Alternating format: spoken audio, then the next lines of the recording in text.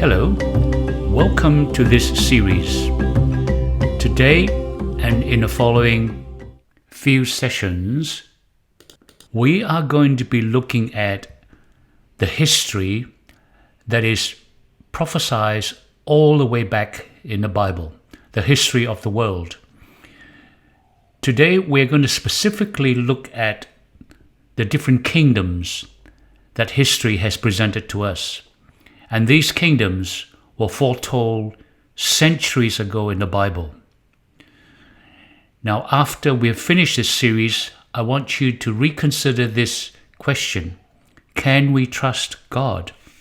Well, that's a huge question. Can God be trusted? And can the Bible, in fact, be trusted? Now, if a person, assuming has no first-hand knowledge of God, how can God earn that person's trust? God certainly knows the limitation of human beings, and God has throughout antiquity proven himself to be trusted in many, many ways. And one of the ways will be explored in this series that we're going to be covering. God simply tells it, or tells the end from the beginning. In other words, he will tell us a story through the Bible, and this story will then eventually plays itself out. And when we read the Bible, and when we compare the Bible to history, we will realize, and I pray that you will realize after this series, that the Bible and indeed God can be trusted.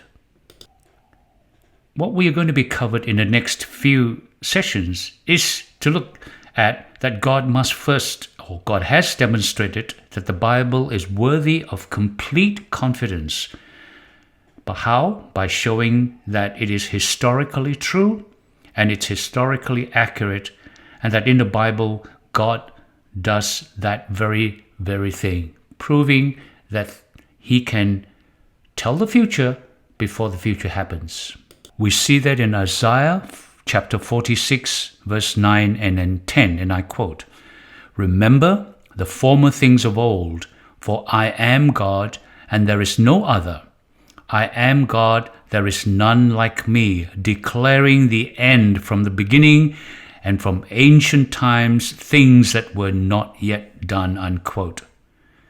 Essentially what this verse is saying, by showing that God has the ability to predict future events before they happen, God shows that he can be trusted, and he shows the Bible can be trusted.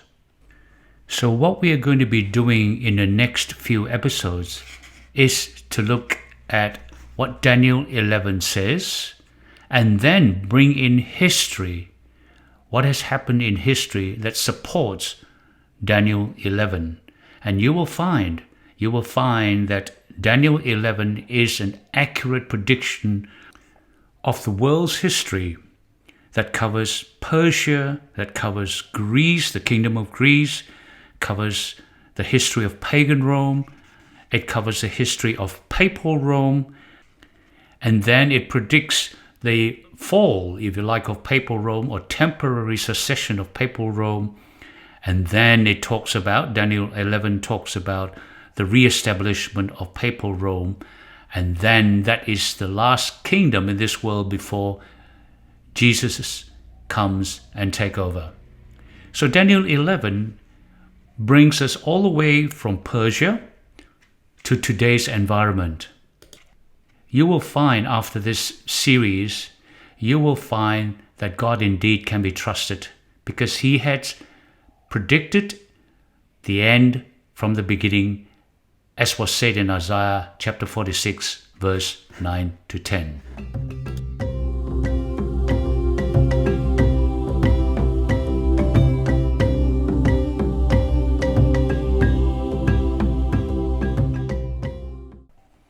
Let's start with Daniel chapter 11, and let's explore verse 1 and 2. I quote, "Also in the first year of Darius the Mede, even I stood up to confirm and strengthen him. And now I will tell you the truth.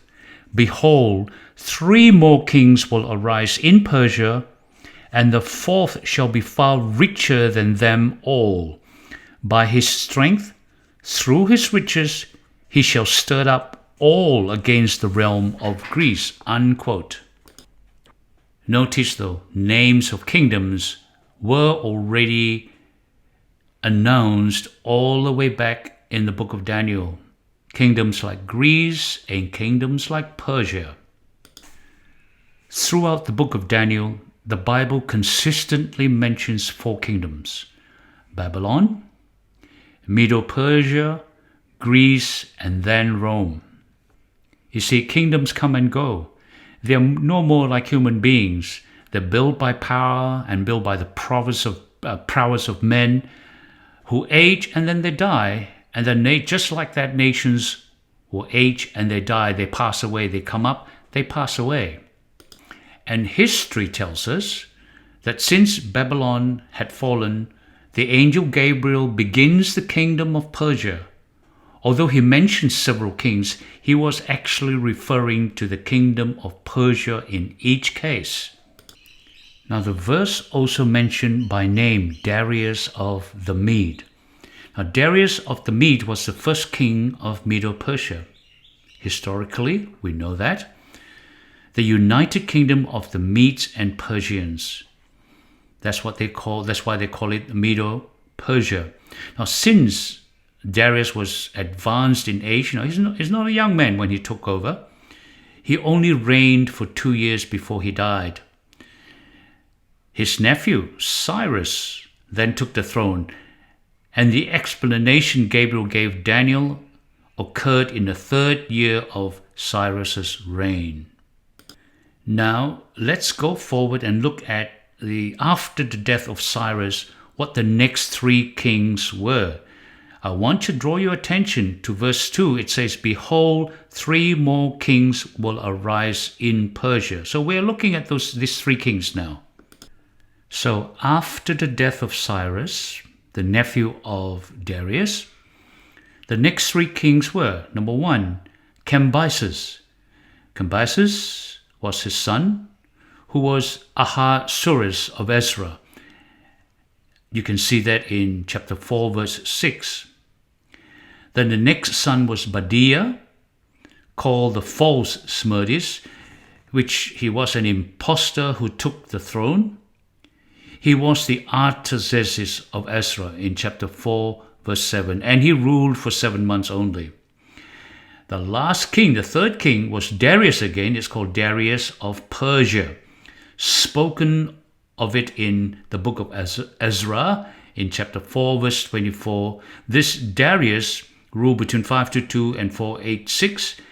Cyrus and Darius had both issued decrees to build the temple. Then after these 3 kings, the next one is important. The 4th king of Medo-Persia was Xerxes.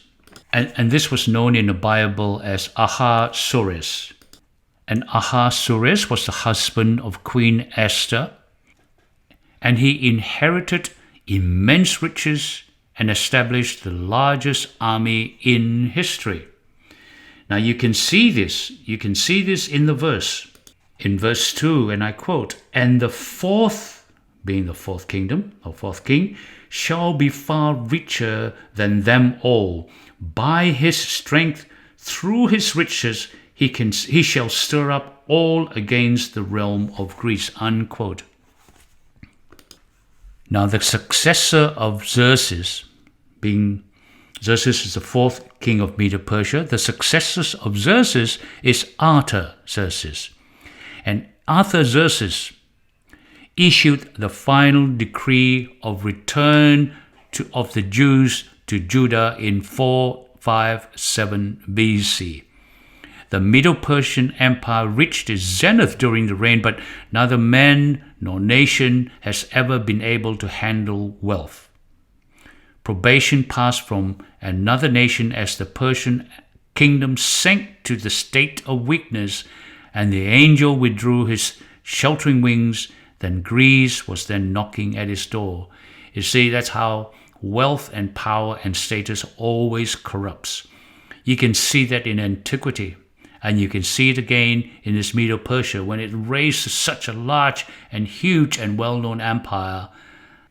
But with men, pride, status, egocentric self is always the destruction force that lurks behind any nation. And Medo-Persia was no difference. Medo-Persia sank into the state of weaknesses. And as the angel withdraw its sheltering wings, the next nation, Greece, comes knocking.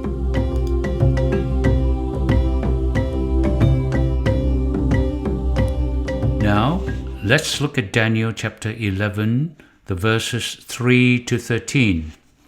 Essentially, this is the history of Greece. Now, verse 1 to 2 talks about the history of Persia. Now we're talking about the history of Greece. Let us first look at verse 3 and 4, and I quote, "Then a mighty king shall arise, who shall rule with great dominion and do according to his will. And when he has arisen, his kingdom shall be broken up and divided toward the four winds of heaven. But not among his posterity, nor according to his dominion with which he ruled, for his kingdom shall be uprooted even for others beside this." Unquote. Now we have read verse 3 and 4, and let's go back and see how history plays out for these two verses. Now we go back to Angel Gabriel when he was talking or meeting with Daniel, and this time the angel Gabriel wants to make sure that his message is absolutely clear. This time, Gabriel didn't use those symbolic language that he'd used in the previous chapter. He just used literal language, and he presented to Daniel the history of Medo-Persia, Greece, and Rome in plain language. In this way, Alexander the Great was introduced. Now in this verse I quote, "Then a mighty king shall arise," in Daniel chapter 11 verse 3. You see, this mighty king, Angel Gabriel was referring to Alexander the Great in history. Now Alexander was not a Greek, but he was a Macedonian, the son of Philip, the king of Macedonia. And Alexander was educated by Aristotle and a pupil of Plato as well, and he was taught the wisdom and the language and the culture of the Greeks.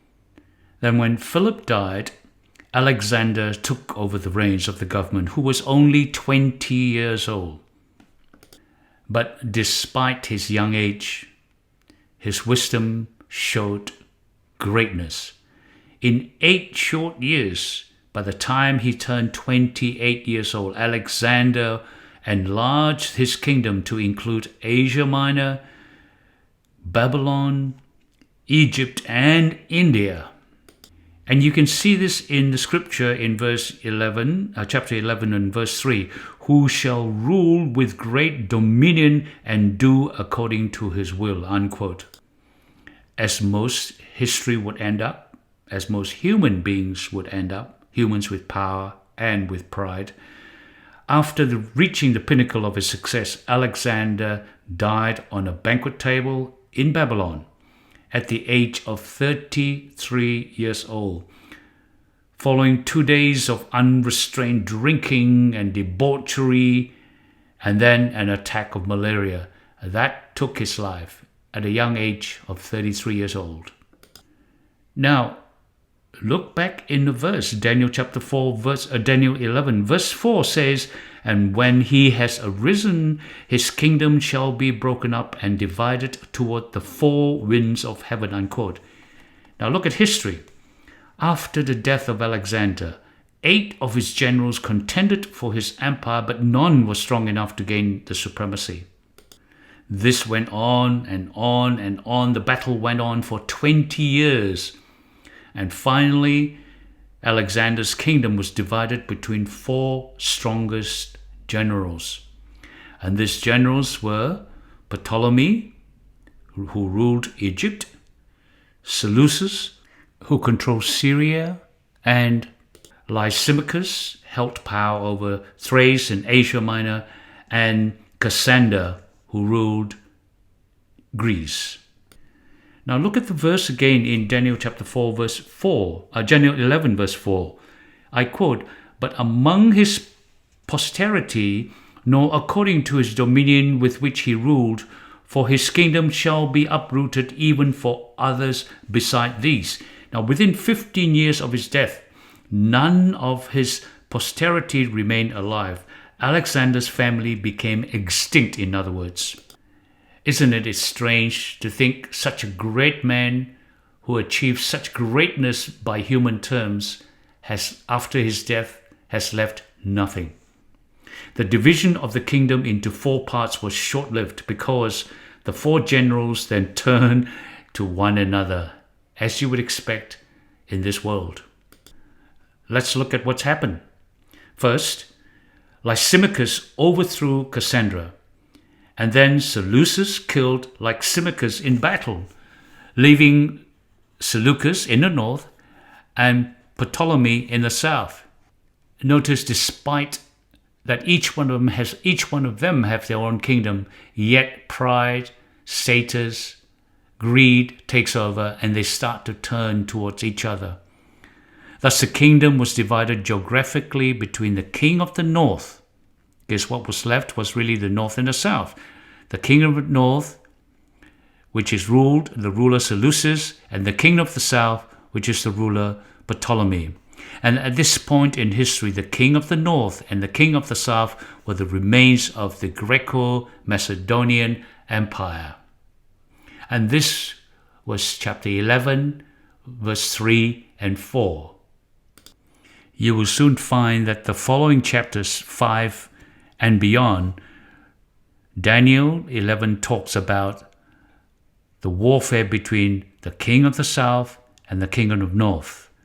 And as we said earlier, Daniel 11 predict precisely what's going to happen. So just hang in there, buckle your seatbelts, and we will tackle the next few verses in the next few episodes. Now let's look at the rest of the verse 5 to 13 from Daniel 11. But first, let's look at the 2 verses 5 and 6. I quote, "Also the king of the south shall become strong, as well as one of his princesses, and he shall gain power over him and have dominion. His dominion shall be a great dominion." And 6, "And at the end of some years they shall join forces, for the daughter of the king of the south shall go to the king of the north to make an agreement. But she shall not retain the power of her authority, and neither he nor his authority shall stand. But she shall be given up with those who brought her, and with him who begot her, and with him who strengthened her in those years." Unquote. Let's unpack this and put some history into these 2 verses. Verses 5. When Ptolemy of Egypt, which is the south, died, his son Ptolemy Philadelphus ruled Egypt and Libya. Now, during the 40 years he governed that kingdom, it rose to new heights of grandeur and power. This made it at one time superior to other kingdoms. So the south became very strong, as is quoted in the verse. Now, during this time, Seleucus, Nicator, if you like, the king of the north, he possessed 3 of the 4 parts of Alexander's kingdom. He's a great king, a huge, huge kingdom. Because of the wars against his kingdom, however, he had to call upon Ptolemy, which is king of the south, for assistance against Demetrius in the Battle of Gaza in 312 BC. He subsequently regained his territory he had lost to Mesopotamia, and he became the strongest of Alexander's successor, controlling the territory from Hellespont Point to northern India. So the king of the north was also very, very strong. So you can see now, out of 4, you got 3 that's been taken by the king of the north, Seleucus, and then 1 fairly major one in the south by Ptolemy. Now you'd think, logically, this north and south would say, well, let's not fight against each other. We've got our bit. We have been successful. Naturally, you would see them say, well, let's be happy with what we've got. Look at verse 6. It says, and in the end of some years they shall join forces. For the daughter of the king of the south shall go to the king of the north to make an agreement. Essentially, they're saying, well, let's be friends. In fact, let's be more than friends. Let's be family. See, this is Daniel 6, you can see, and after 35 years of war, this is a long time. Antiochus II Theos, which is the king of the north, the grandson of the first king, who was Seleucus, married Bernice, a daughter of the Egyptian king, Ptolemy II Philadelphia, the king of the south. So let's stop and consider here. This chapter 11, verse 6 was written quite a long time ago, before all this has happened. And in verse 6, it talks about this marriage between the north and the south. And history bears evidence to this. The daughter of the king of Egypt, Ptolemy II, was given to marriage to Antiochus II Theos, the king of the north, just as it was written in Daniel chapter 11, verse 6. As humans and status and greed and power came to being, when Bernice was given in marriage to Antiochus, what did Antiochus do? Well, Antiochus actually already married with his wife called Laodice, and Laodice was then being, I suppose, deposed from her position of priority because the new beautiful wife is coming in, and Laodice was deprived of her children of succession to the throne. Can you see greed? Can you see status? Can you see the frailty of human beings here? But you see, in Daniel 11, verse 6, it does say, but she shall not retain the power of her authority, unquote. Now, who is this she? This is she. The verse was talking about was Bernice, the daughter of the king of the south. Bernice subsequently fell out of favor with Antiochus II Theos. And guess what happens? The first wife, or the prominence or the influence of the first wife, Laodice, came back to the throne. Laodice and the children were brought back to the court when Bernice fell out of favor with Antiochus. This was written in Daniel 11, verse 6. Can you imagine this? Let's stop and even think about this.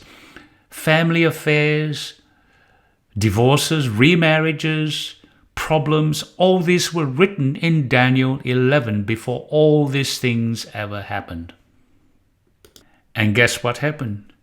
Greed, anger, suspicion, mistrust continues. And this was written in Daniel 6. Notice, I quote, and neither he nor his authority shall stand. Now who is this he?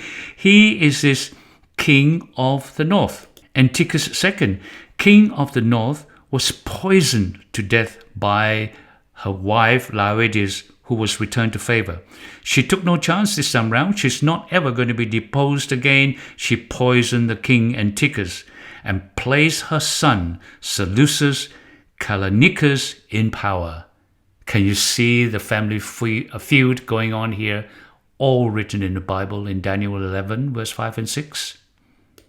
Now the intrigue continues, and I quote in Daniel 6, Daniel 11, verse 6, I quote, but she shall be given up with those who brought her, and with him who begot her, and with him who strengthened her in those times, unquote. What is saying here, and history is playing out here, though Laodice, which is the returned wife, through her influence, Bernice, which is with the new wife, and her son, and the Egyptian women and attendants in her court, all those people who were associated with Bernice were murdered.